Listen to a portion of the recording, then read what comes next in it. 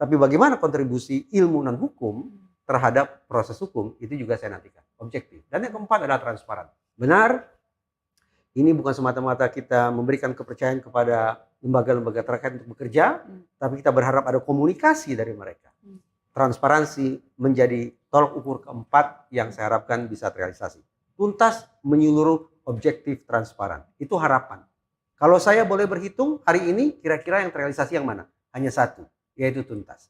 Saya ragu menyeluruh, saya ragu objektif, dan saya ragu transparan. Mas Bob, ditambahkan ini. Jadi tadi apa yang disampaikan oleh Mas Reza itu berkaitan dengan data statistik yang tentunya banyak publik juga ingin tahu sebenarnya ini sudah berapa banyak sih yang dikerjakan Tipikor, Barreskrim, Pusiknas gitu ya, tadi ada datanya. Seperti apa kalau Anda mungkin dari Komisi 3 akan juga terus mendorong ya? Sama pertanyaan sama Pak Reza tadi sama. Pak Reza tadi tapi membuka dengan mungkin saya kurang cermat kata beliau. Tapi kalau menurut saya bukan kurang cermat, belum cermat. Karena gini, kita harus bisa melihat spesifikasi daripada penegakan hukum di Republik kita ini ya. KPK itu cenderung lebih kepada suap dan itu pasalnya 11 ke atas.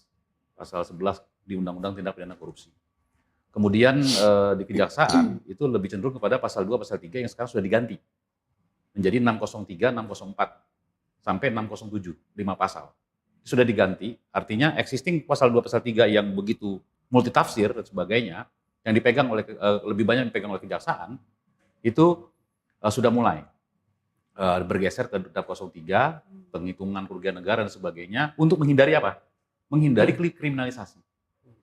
Ya, memang betul, saya itu sebagai salah satu anggota Komisi 3 ketika ada fit and proper test di KPK, ya pejabat-pejabat KPK itu, yang saya pertanyakan kepada mereka satu persatu adalah apa? Sebutkan makna daripada korupsi.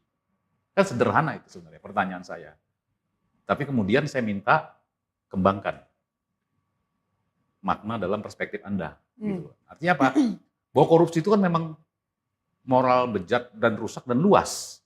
Meluas ya. Artinya dia tidak berefek kepada satu sudut pandang tetapi meluas, dan bagaimana penanganannya di sini memerlukan satu spesifikasi juga. Maka dengan secara tidak diatur dalam konteks bagaimana iramanya mengatur dengan sendiri-sendiri antara Kejaksaan, KPK, dan kepolisian, itu akan berjalan sendiri-sendiri. Ya. Nah sementara Kortas, Tipikor, dari dulu tuh namanya Satgas, Satgas Tipikor. Tetapi perjalanannya itu kan memang semuanya akan dialihkan kepada Kejaksaan. Okay. Karena tahapan penyidikan.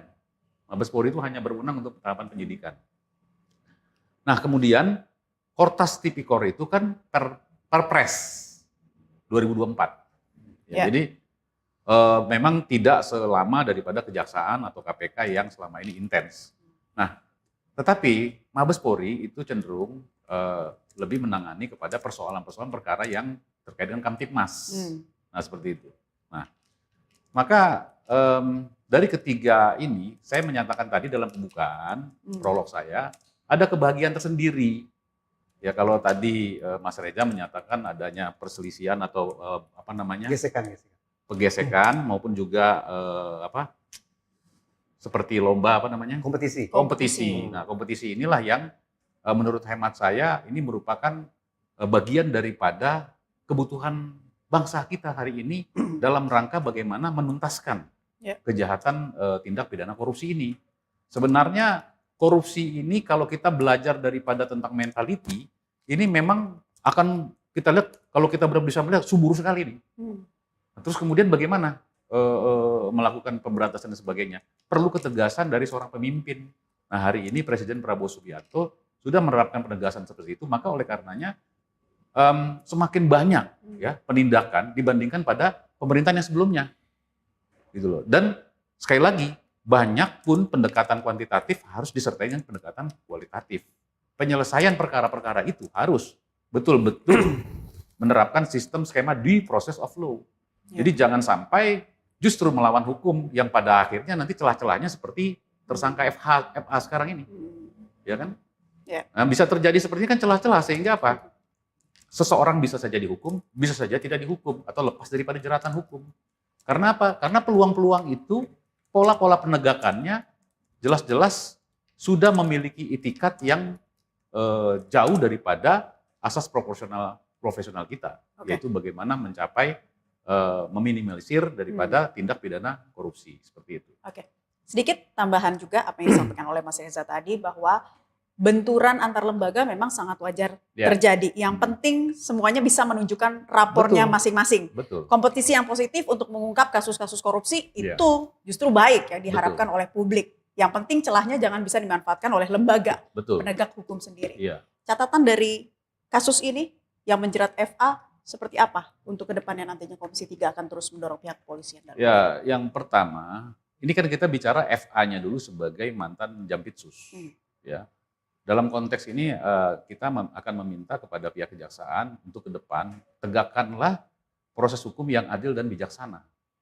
Jadi kebijaksanaan ini agak sulit karena kebijaksanaan ini mengandung unsur keilmuan, mengandung unsur daripada pengetahuan yang lebih mendalam terkait dengan unsur hukum dalam rangka menegakkan hukum. Ya. Yaitu jadi jangan sampai ketika ada penguasaan dari pihak lain, pihak luar daripada tentang penegakan hukum ini yaitu politik, adanya like and dislike ini bisa mengakibatkan penegakan hukum yang amburadul gitu. Jadi jangan lupa bahwa pembangunan nasional, pembangunan Republik Indonesia ini sangat ditentukan oleh pembangunan hukum.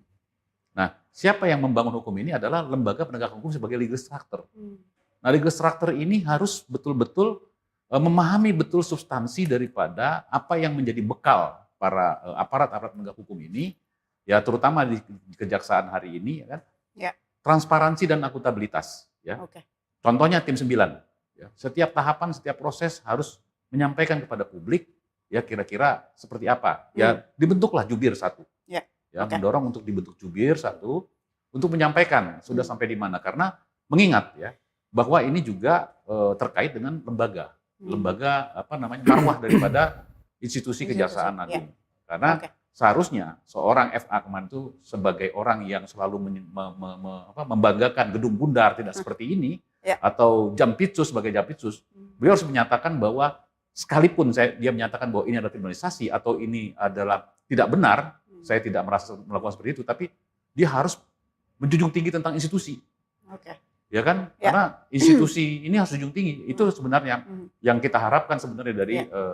spill dari seorang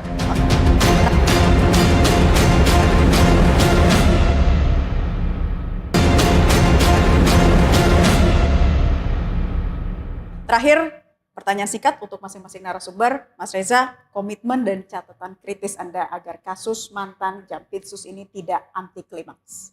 Saya menentukan 4 tolak ukur baku mutu terkait pengungkapan kasus Tipikor. Tuntas, menyeluruh, objektif, transparan. Tuntas menurut saya tuntas. Penandanya akan ada ketok palu hakim nantinya. Ya. Tapi apakah menyeluruh? Tanda tanya. Misalnya, ada 3 kasus korupsi besar, grand corruption, yaitu Krakatau Steel, Batubara, dan Asabri.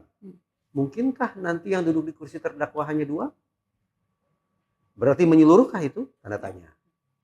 Yang ketiga, objektif. Objektif itu bermakna bahwa bagaimana proses penegakan hukum sesuai dengan peraturan perundang-undangan dan sesuai dengan kaidah keilmuan.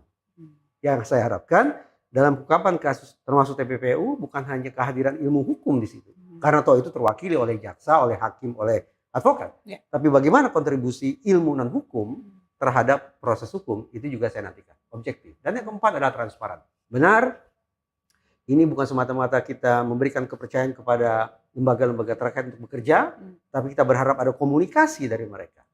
Transparansi menjadi tolak ukur keempat yang saya harapkan bisa terrealisasi. Tuntas, menyeluruh, objektif, transparan. Itu harapan.